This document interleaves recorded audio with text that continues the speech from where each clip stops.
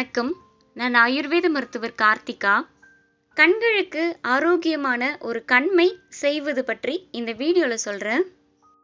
இதற்கு தேவையானது என்னலாம் அப்படின்னு பார்த்தீங்கன்னா 2 அகல் விளக்குகள், திரி, திரிஃபலா கிருத்தம்.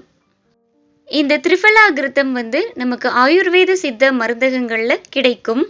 கடுக்காய், நெல்லிக்காய், தாண்டிக்காய் இந்த 3ம் சேர்ந்த திரிஃபலாவை நெய்யோடு சேர்த்து செய்வது தான் திரிஃபலா கிருத்தம். திரிஃபலா நம்ம கண்களின் ஆரோக்கியத்திற்கும் கண் பார்வைக்கும் சிறந்தது.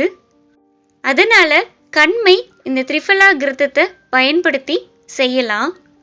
திரிஃபலா கிருத்தத்தை ஒரு அகல் விளக்குல ஊற்றி அந்த அகல் விளக்கை ஏற்றணும்.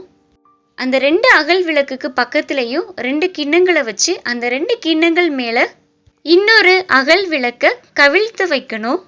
இந்த கவிழ்த்து வச்ச விளக்குல நம்ம ஏற்றின விளக்கோட தீபம் படணும். நம்ம ஏற்றி வச்ச தீபத்தில் இருக்கிற நெய் தீர்ந்து போகும் வரைக்குமே நம்ம இந்த அகல் விளக்கை ஏற்றி வச்சிருக்கணும். ஏற்றி வச்ச தீபத்தில் இருந்து வர கறி நமக்கு மேலே கவிழ்த்து வச்சிருக்கிற அகல் விளக்குல சேரும். ஒரு சின்ன கரண்டி வச்சு அதை எடுத்து அது கூட நம்ம திரிஃபலா கிருத்தம் சில சொட்டுக்கள் விட்டு அதை கலந்து வச்சிருக்கணும். இதை நீங்கள் 2 இல்லைன்னா 3 வாரங்கள் வரைக்கும் பயன்படுத்தலாம். பெரியவர்களும் பயன்படுத்தலாம், குழந்தைகளுக்கும் இதை பயன்படுத்தலாம்.